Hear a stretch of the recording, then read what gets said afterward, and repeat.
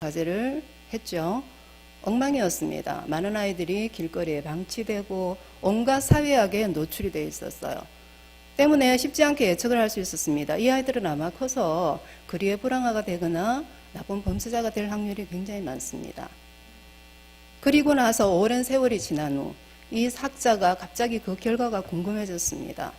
그래서 조사를 해봤더니 이게 웬걸요? 거기에 너무나 많은 아이들이 사회에서 정말 일익을 감당하는 훌륭한 인물들로 자랐더라는 겁니다. 그래서 이 사회학자가 너무 궁금해서 그 아이들을 역추적해보니 그 뒤에는 한 교사가 있었다는 겁니다. 한 여선생님이 계셨어요. 찾아갔습니다. 백발이 성성한 노 여교사에게 물었습니다. 어떻게 당신은 그렇게 이 어려운 환경에서 그렇게 많은 훌륭한 인물들을 길러낼 수 있었습니까? 뭐라고 대답했겠습니까? 저는 아무 비결이 없습니다. 저는 단지 그 아이들을 사랑했습니다. 이렇게 대답을 했더라는 거예요. 한 번쯤은 아마 들어보셨을 텐데 여기에 방점이 어디 찍혀 있습니까? 사랑이죠. 근데 저는요, 사랑보다는 한 교사의 힘이라는 곳에 방점을 찍고 싶습니다. 그 한 사람이 그렇게 많은 영향력을 행사를 했다는 거예요.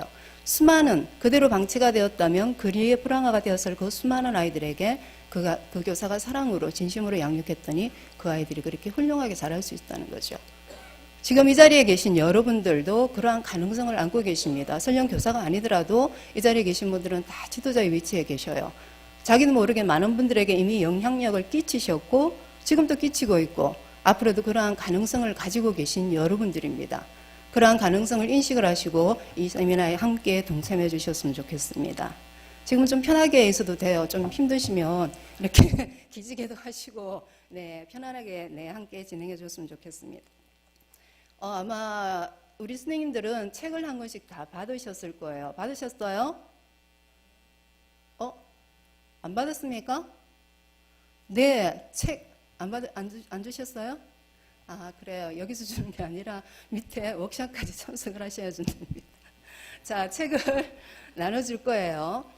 목사님이 이번에는 우리 스님들에게 선물 같은 그러한 자료를 좀 준비를 하자.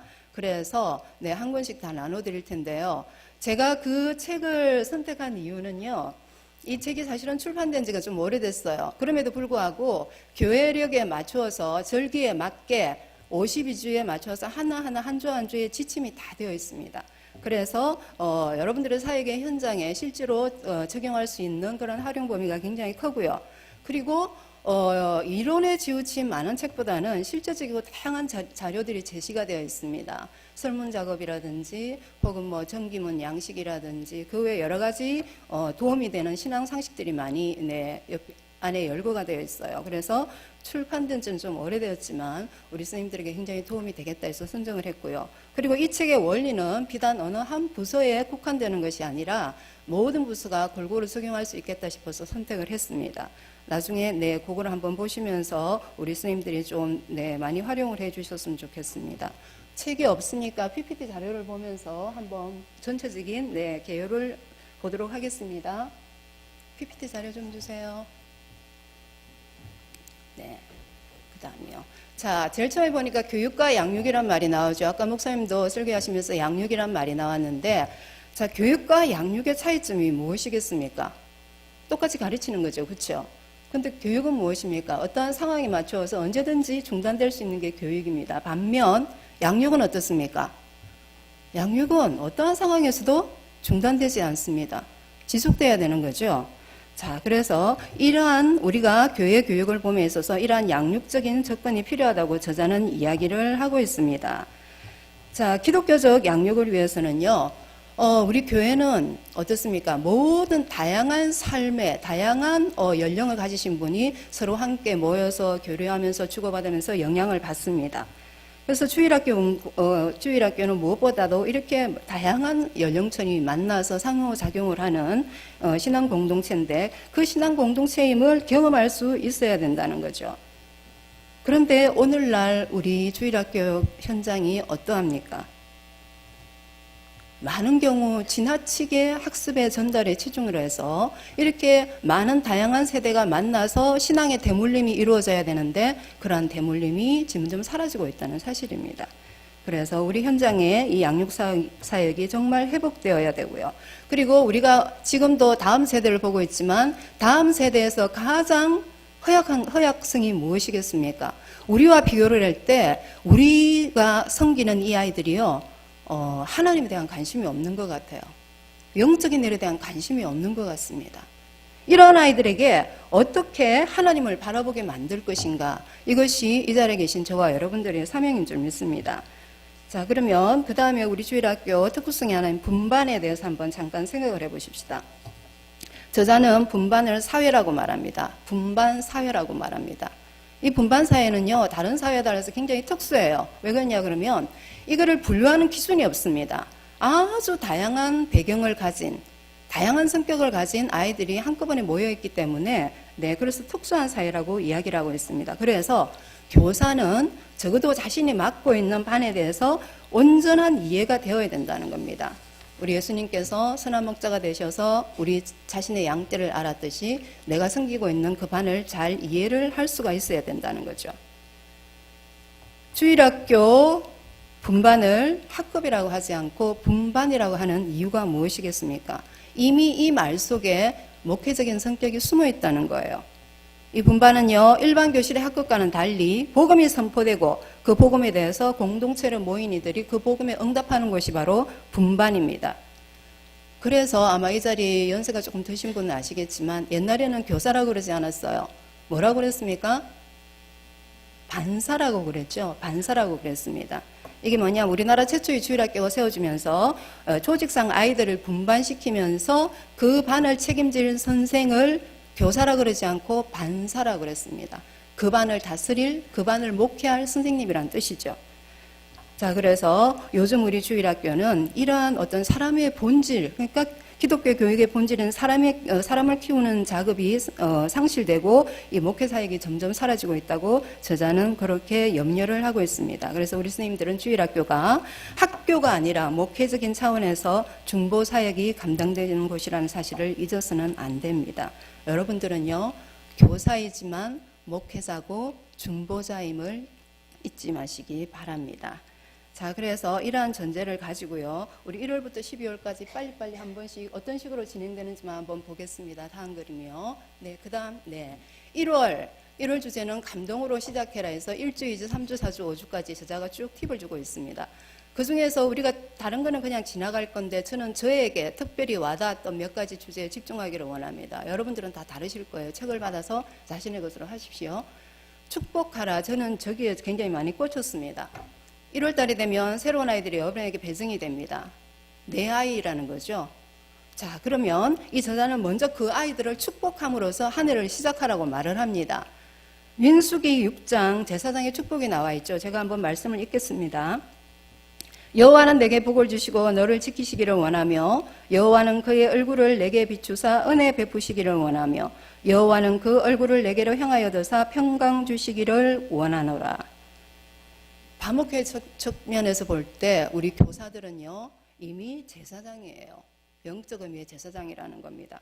그러면 여러분들에게 축복권이 있고요, 그 축복권을 가지고 아이들을 축복을 해주라는 겁니다. 그래서 지금은 이미 좀 지나가 버렸지만 우리 아이들을 만났을 때 그 아이들을 하나님 주신 축복권을 가지고 한 명씩 한 명씩 안고 축복을 해주라는 겁니다. 마음껏 아이들을 축복을 해줌으로써 한 해를 시작하라는 겁니다. 저는 여기에 굉장히 큰 감동을 받았습니다. 아이들은 마땅히 축복을 받아야 될 권리가 있고 우리는 그것을 감당해야 될 의무가 있습니다. 그래서 지금이라도 한 명 한 명씩 안아주면서 하나님의 이름으로 아이들을 축복하실 수 있는 여러 선생님들이 되시기를 바랍니다. 그 다음에는요, 두 번째, 반목회 사역의 비전을 제시하라. 아이들도요, 우리 선생님으로부터 이 반목회 비전을 알 권리가 있다는 겁니다. 그래서 저희 아동부 이야기를 잠시 하자면 우리 아동부 선생님들은 아이들과 함께 반목회를 함께 나누었습니다. 우리 반이 1년 동안 추구해야 될 목표가 무엇인가, 아주 다양한 목표들이 나왔습니다. 뭐 몇 명 출석 이런 것도 있었고요. 이렇게 하자 저렇게 하자, 빨리 친해지자. 제가 아주 기억에 딱 남았던 게 1년에 지각 5번 미만하기. 아주 구체적이잖아요. 그렇죠? 아이들하고 함께 나눈 겁니다. 아이들이 선생님 일방적으로 교사가 선포하지 않고 아이들과 함께 나누었기 때문에 이미 아이들이 그 속에 동참이 된 거죠. 네, 이렇게 아이들과 함께 비전을 나누라고 이야기를 하고 있고요. 자, 그러면 우리가 반목회고 여러분들이 반목회자이신데 반목회의 궁극적인 목표가 무엇일까요? 여러분들은 여러분들이 제사장으로 계신 그 분반 사회를 어떻게 이끌어가기를 원하십니까? 아이들 한 사람을 어떻게 해요? 양육을 하면서 키워야 되죠. 그렇죠? 종래는 우리 예수님이 말씀하신 예수님의 발자취를 따라갈 수 있는 그리스도인으로 키워야 됩니다. 그리고 우리가 늘 하듯이 그리스도의 장성한 분량이 이르기까지 하는 게 우리 궁극적인 목표가 될 겁니다. 이 목표 아래 여러분들이 1년 동안 사역하시면서 나는 내 반이 이러한 모습이면 좋겠어 하고 그 비전을 가지고 함께 아이들과 이루어갈 수 있기를 바랍니다. 그 다음 정말 중요한 원리가요. 네, 선생님 한번 띄워주실래요? 네, 함께 놀아주어라. 아마 중요한 원리들이 앞부분에 있어요. 그래서 앞부분은 조금 집중을 하고 뒷부분 한번 읽고 지나가도록 하겠습니다. 아이들과 제임스 레븐이라는 학자가 이렇게 이야기를 합니다. 아이들과 대하고 싶다면 절대로 아이에게 말을 걸지 마라. 그럼 어떻게 해야 되겠습니까? 대신 아이와 함께 할 수 있는 일을 찾아라. 하다못해 심부름이라도 시켜라. 그렇게 이야기를 합니다. 아이들과 함께하는 시간이 중요하다는 거예요. 아이들과 함께 노닥거리다 보면 대화할 수 있는 길이 열려요. 아이들에게 인위적으로 오늘 이야기 좀 할까? 그럼 아이들이 어떻게 할까요? 닫아요. 마음을 닫습니다. 그래서 아이들과 함께 하면서 아이들 그 마음을 열 수 있는, 요즘 아이들이요, 이렇게 시대를 비교하는 건 좀 그렇지만 옛날에는 아이들의 마음을 좀 바라볼 수가 있었습니다. 보였어요. 근데 요즘 아이들은요, 굉장히 장막을 많이 치고 있는 것 같습니다. 그게 시대적인 영향인지는 모르겠지만, 그렇기 때문에 그 아이들을 무장해제시키는 방법은 아이들과 함께 할 때. 네, 이것을 기억을 하셨으면 좋겠고요. 그리고 사주, 쪽지를 써주래요. 자, 자아 존중감의 중요성을 굳이 이야기를 하지 않아도 너무나 잘 알 겁니다. 특히 이 부분은 우리 청소년부 사역을 하고 계시는 분들, 요즘 우리나라 외모지상주의 이 폐해로 말미암아, 네, 이게 그 조사를 보면요, 초등학교 아이들은 자기 외모에 대해서 거의 불만이 없대요. 근데 이게 중학생이 되면서 조금씩 불만이 생기기 시작하고 고등학생쯤 되면 절반 이상이 자기 외모에 불만이 많답니다. 자존감이 점점 낮아진다는 거죠. 이러한 아이들에게 우리 스님이 진심의 담긴, 요즘 카톡들 많이 하시잖아요. 아이들한테 계속 격려와 이해와 수용의 메시지를 보내주십시오. 그러면 뭐 선생님 이런 걸 그러면서 그 아이들은 그 메시지를 기다린다는 거죠. 그래서 내가 스님이 너를 지켜보고 있고 너를 전적으로 이해하고 수용하기를 원한다는 메시지를 계속 아이에게 보내주심으로써 그 아이의 자아 존중감에 도움이 될 수 있기를 바랍니다. 그리고 5주 보면은 설문 작업이 나와 있어요. 나중에 우리 스님들 책을 한번 보십시오. 그러면 거기 다양한 아이들의 신앙 배경이라든지 이런 것을 조사할 수 있는 다양한 설문이 나와 있는데 굳이 공과 시간 1시간 그냥 버려도 좋습니다. 그 시간에 아이들과 함께 설문 작업을 한다든지 해서 아이들을 좀 더 알 수 있는 그런 시간들을 가졌으면 좋겠습니다. 그 다음에 이렇게 1월이 지나가면 2월 섬김으로 양육하자. 동기에 대해서는 그냥 넘어가고요. 그 다음 아이들이 담당해야 될 일을 나누어라. 요즘 아이들이요, 굉장히 개인적입니다. 이기적이라고 표현 안 하겠습니다. 아마 시대의 영향인 것 같은데 아이들이 굉장히 개인성이 강해요. 왜냐 그러면 옛날 저희 세대만 해도 보통 한 가정에 아이들이 3명, 4명은 있었죠. 2, 3명. 요즘은 다 한둘입니다. 그러다 보니까 아이들이 자기도 모르게 굉장히 개인적이에요. 그 함께라는 사고를 할 줄을 모릅니다. 그래서 우스갯소리로 제가 돌봄 사역을 하고 있는데 우리 스님들이랑 같이 이야기를 나누면서 그런 이야기를 합니다. 옛날에는 선생님이 저기 휴지 좀 치울까? 그러면요 아이들이 어떻게 합니까? 선생님 말이라면 가서 치워요. 그런데 저거 네가 그거 했으니까 치워야지 그러면 그 옆에 다른 휴지가 있어도 자기 것만 달랑 치워요. 같이 치운다는 생각을 못하는 게 요즘 아이들입니다. 그래서 이 아이들에게 나가 아니라 너가 아니라 우리는 함께야. 그런 함께 할 수 있는 그런 공동체 의식을 함양할 수 있는, 그래서 아이들에게 다양한 일을 나누어서 함께 할 수 있는 그러한 작업들이 좀 필요하다고 이야기를 하고요. 그리고 또 정체성, 아이들 스스로 나는 어떠한 사람인가를 체크할 수 있는 그런 설문 작업이 있습니다. 그래서 이 작업도 한번 해보시면 좋겠고요. 그 다음 제가 정말 강조하고 싶은 것은 아이들의 이름을 부르면서 기도하라. 우리 스님들에게 한번 여쭤보겠습니다. 일주일에 한 번이라도 아이들을 위해서 기도하십니까? 이름 불러가면서. 네, 그래서 자꾸 아동부 이야기를 해서 죄송한데 저희 아동부는 수요일은 아동부 기도의 날로 해서 우리 전 아동부와 함께 기도하기로 했습니다. 해서 저는 우리 스님들을 위해서 집중적으로 기도하고 스님들은 아이들을 위해서 기도합니다. 우리가 기도할 때 하나님께서 그 아이들을 보살펴 주실 거라고 확실하게 이야기를 하고 있습니다. 자, 스펄전 목사님이라고 영국의 유명한 설교가 계셨어요. 그분은 정말 기도를 많이 하신 분인데 하루의 일정이 바쁘면 바쁠수록 더 기도하셨대요. 그래서 기다리다가 사람들이 물어봤답니다. 목사님, 오늘같이 일정이 바쁘면 기도 시간을 좀 줄여도 되지 않을까요? 목사님이 이렇게 말씀하셨다고 그럽니다. 바쁘니까 더 기도합니다. 하나님께 물어볼 게 더 많았어요. 하나님께 도움이 더 많이 필요하기 때문에 그만큼 간절하게 기도한다고 이야기했습니다. 하물며요, 우리는 영혼을 책임지고 있는 사람들입니다. 그 아이를 내가 어떻게 하겠습니까? 못해요. 그렇기 때문에 여러분들 어떻게 해야 됩니까? 기도하셔야 됩니다. 하나님, 내가 감당하고 있는 이 아이들 때로는 벅차고 힘이 듭니다. 내가 어떻게 할 수가 없어요? 하나님이 도와주십시오. 꾸준하게 무릎 꿇어 보십시오. 그 아이의 변화된 모습을 분명히 보게 될 겁니다. 그리고 그 능력을 공급받는 통로가 바로 기도라는 사실 잊지 마시고, 무엇보다도 정말 간절히 부탁드리건데 기도하시는 우리 스님들 되시기를 바랍니다. 그 다음 3월이 우리 참회와 고난 사순절 기간이죠. 그래서 회개의 은혜를 누리자. 회개에 관해서는 뭐 굳이 제가 설명하지 않아도 얼마나 중요한지 잘 아실 겁니다. 기독교 역사상 모든 부흥운동이 회개로부터 시작됐어요. 그래서 우리 자신의 한번 모습을 돌아보면서 우리를 탈탈 털어볼 수 있는 그런 시간들이 됐으면 좋겠습니다. 묵은 땅에 왜 꽃이 안 핍니까? 묵은 땅이기 때문에 그래요. 이미 땅이 묵어버렸기 때문에. 그렇죠? 그럼 어떻게 해야 됩니까? 땅을 갈아엎어야 되잖아요. 그것이 바로 회개라는 겁니다. 그래서 우리 스님들부터 우리 자신의 마음밭을 돌아보면서 끊임없이 자신의 마음밭을 기경할 수 있는 우리 스님들 되시기를 바라고요. 그 다음에는 정말 중요한 게 구원의 의미를 설명해 주자. 아이들에게 구원이 뭐냐고 물으면 대다수 아이들이 대답은 잘하는데 모르는 아이들이 있어요. 오랫동안 교회를 다녔음에도 불구하고. 그러면 계속 설명해 줘야 돼요. 구원이 뭡니까? 하나님의 아들, 우리 신앙의 초점인 예수 그리스도로 말미암아 우리가 제사함을 받고 하나님과 화해를 누리고 우리는 구원을 받았고 우리는 내일 세상을 떠나도 어디를 간다고요? 천국 간다고. 이걸 확실하게 말씀을 해주시라는 겁니다. 수시로 점검을 하세요. 그래서 아이가 적어도 구원관에 관해서는 흔들리지 않도록 우리 스님들이 끊임없이 좀 체크를 해주시면 좋겠습니다.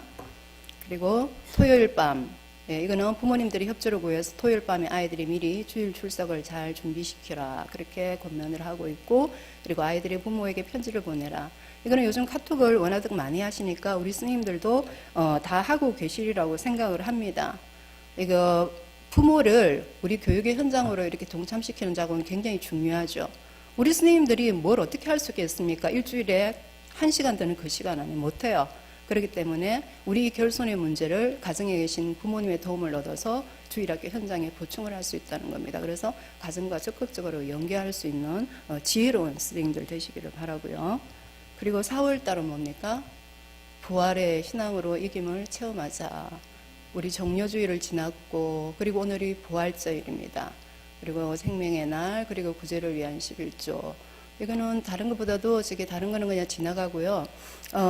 11조가 굉장히 많죠. 종류가 많은데 일단은 성전 11조가 있고요. 그리고 구제를 위한 11조가 있고, 그리고 옛날에는 왕실 11조도 있었답니다. 한국교회가 정말 잘하는 게 성전 11조인데 정말 도외시된 부분이 이게 그거라는 거예요. 구제를 위한 11조. 구제는 뭡니까? 하나님께서 늘 관심을 가지고 계신 무리들이 있어요.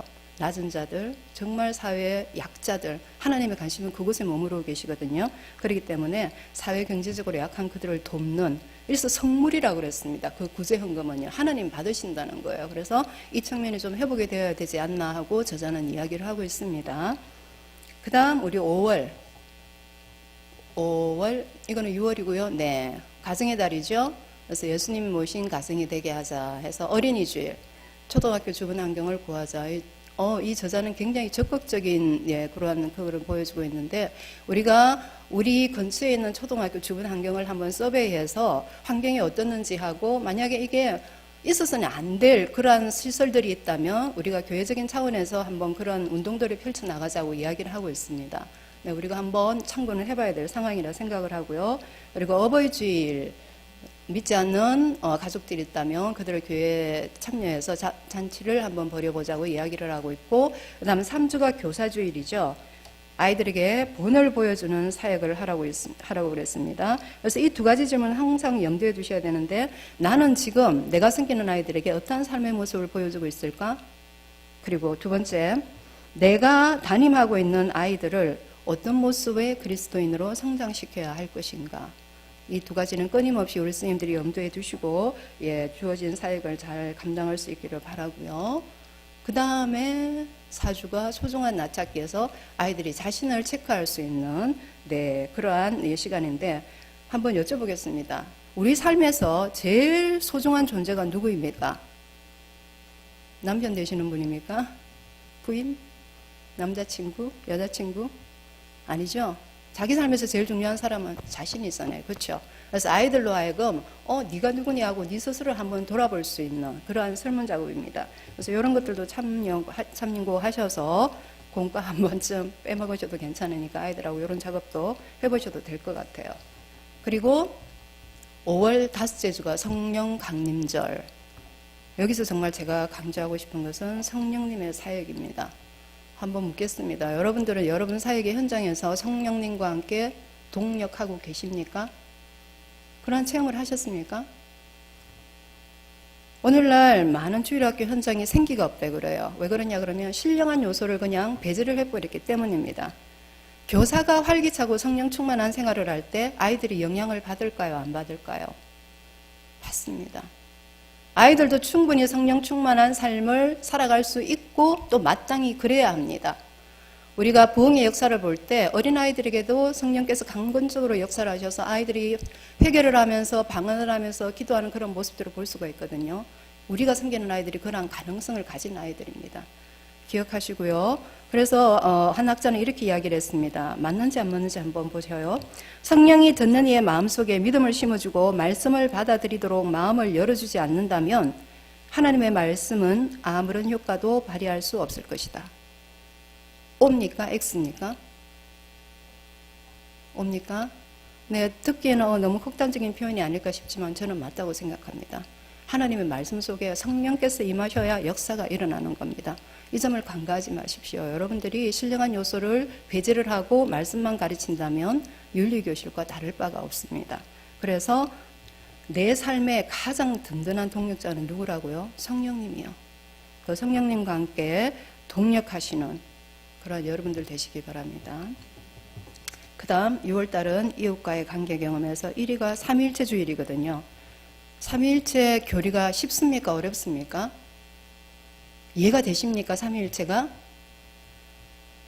어렵죠. 상당히 이거 뭐 동일본질, 세위격 그러는데 이해가 되십니까? 안 되죠. 근데 참 이상한 게 받아들이기는 그냥 받아들여요. 그게 우리 동양인들은 특히 우리나라 사람들을 받아들이기 별 무리가 없습니다. 이게 안 받아들여져서 고민을 한 사람이 없어요. 한 교수님이 그러셨습니다. 우리나라 사람들은 옛날부터 도깨비 문화가 있었기 때문에 도깨비가 어떻습니까? 여기서 이런 모습이고 저기 저런 모습이고 그런 문화에 익숙했기 때문에 물론 이거를 삼위일체에 적용을 하면 안 됩니다. 이거는 양태론적인 이단이 돼요. 그런데 그러한 문화 속에 익숙해졌기 때문에 머리로는 이해가 안 돼도 가슴으로 받아들이기는 쉬운데 그 지나치게 논리적이고 이성적인 이 서양 사람들은 이게 머리가 이해가 안 되면 받아들이지 않거든요. 이해가 안 되는 거예요, 삼위일체가. 그래서 초기부터 끊임없이 이 삼위일체로부터 논란이 끊이지 않았고 여기서 가장 많은 이단이 생겨났습니다. 그래서 드디어 니케아 공의회에서 결론이 났죠. 동일본질 세위격이라고. 여기 아마 그 교리를 여기 설명을 해놨어요. 보시고 혹시 아이들에게 설명을 해주실 수 있으면 아이들에게 이렇게 믿음으로 받아들이도록 하면서 교리를 설명을 해주시면 좋겠습니다. 그 다음에는 두 번째는 개방적 나 전달법으로 커뮤니케이션 나와 있죠. iMessage라고 많이 들어보셨을 겁니다.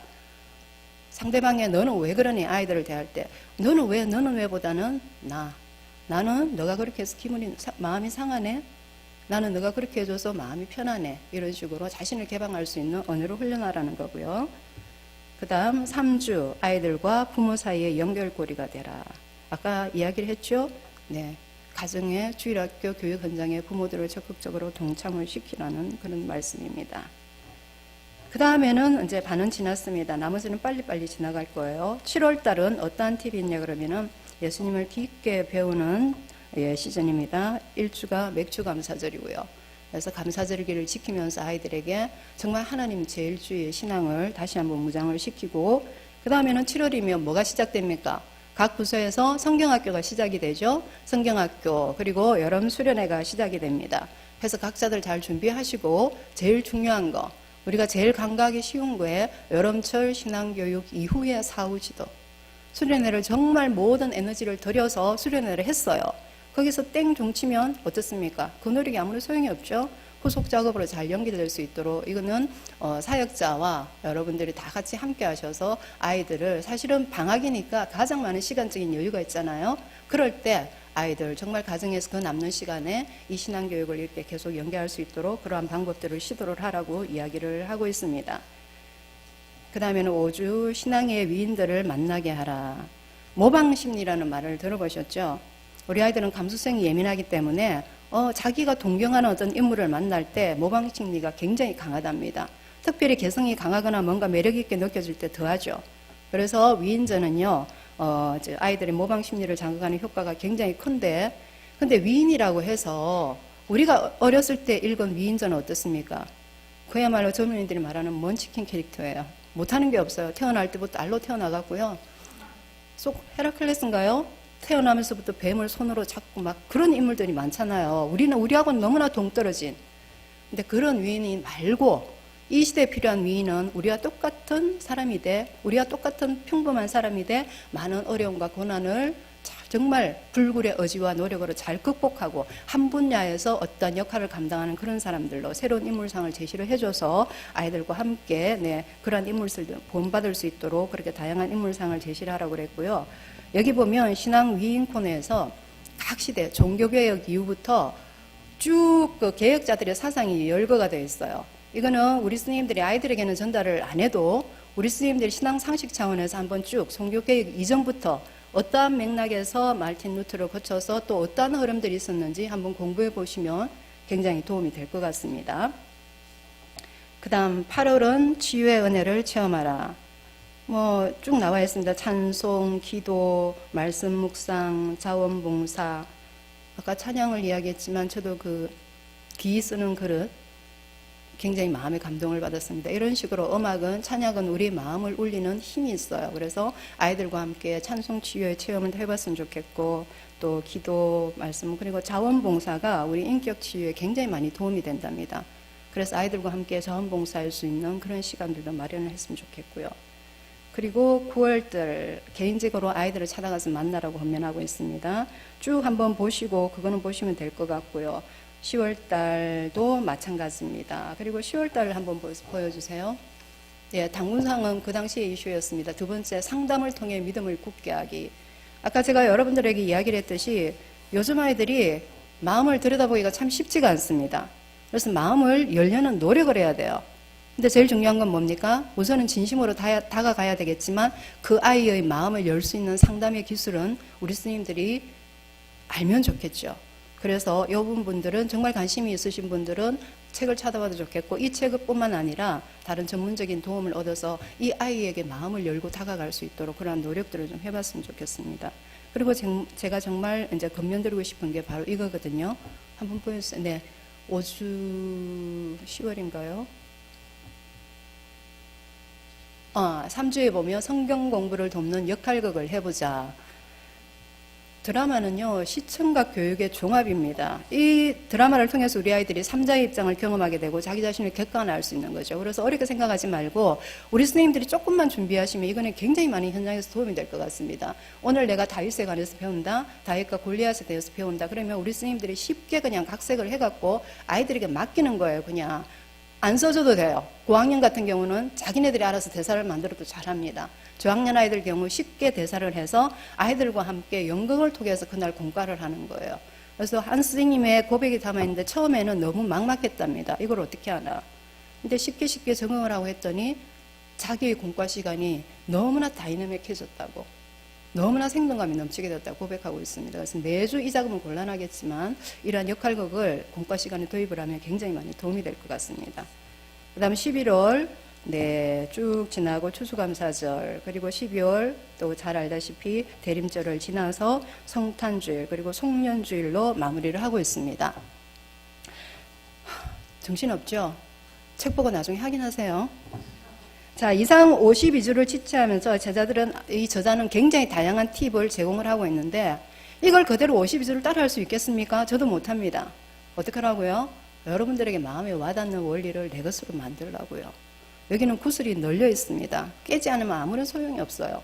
이 중에서 정말 내가 정말 글 쓰는 걸 좋아하시면 카톡으로 아이를 양육을 한다든지 혹은 아니면 축복의 원리라든지 제가 제시한 여러 가지 원리들 중에 몇 가지만 하셔도 이 몇 가지가 여러분들의 사역을 지탱시켜줄 강력한 무기가 될 것입니다.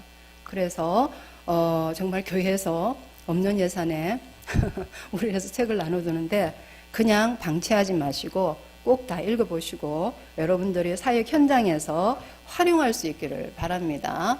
마지막 성경 구절 한 구절 보고 마치도록 하겠습니다. 다 같이 한 목소리 읽어볼까요? 시작. 그리스도 안에서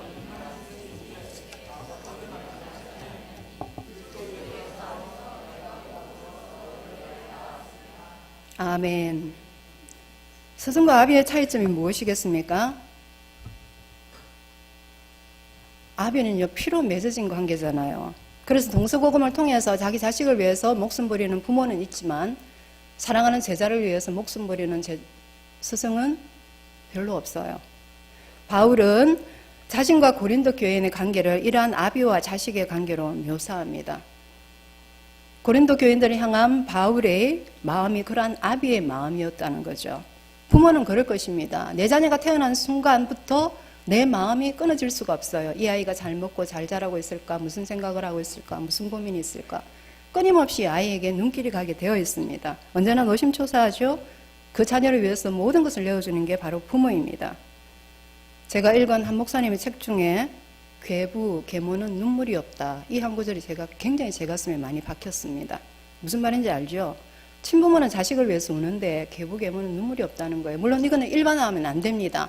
그냥 우리가 알 수 있는 그냥 상식으로 이렇게 받아들이는데 자, 그러면 우리는 어떠한지 한번 보겠습니다. 여러분들은 스승입니까? 아비입니까? 감히 아버지라면 여러분들은 친부입니까? 아니면은 계부모입니까? 아이들을 봐도 아무런 감정이 없다면 그거는 계부모겠죠. 그렇죠? 근데 그런 분은 아무도 안 계시리라고 생각을 합니다. 저 자신의 경험으로 너무 잘 알고 있어요. 이 아이들이 내가 섬기는 아이들이 나와야 될 아이들이 안 나오면 내 마음이 싫어요. 그리고 몇 주간 안 나온 아이들이 보면 내 마음이 그렇게 반가울 수가 없습니다. 이게 저와 여러분들의 마음이거든요. 그래서 솔직한 우리의 현주소는 스승이고 싶은 아비이고 싶은 스승의 자리일 것입니다. 오늘 바울은 그러한 저와 여러분에게 도전합니다. 있는 그 자리에 만족하지 말고 아비의 자리로 나아가라고 도전하고 있습니다. 하나님께서는 여러분들을 충성되이 여기셔서 하나님께서 정말 아끼시는 귀한 어린 영혼들을 맡겨주셨습니다. 올 한 해 나에게 우리에게 주어진 이 사명을 위해서 고군분투할 수 있기를 바랍니다.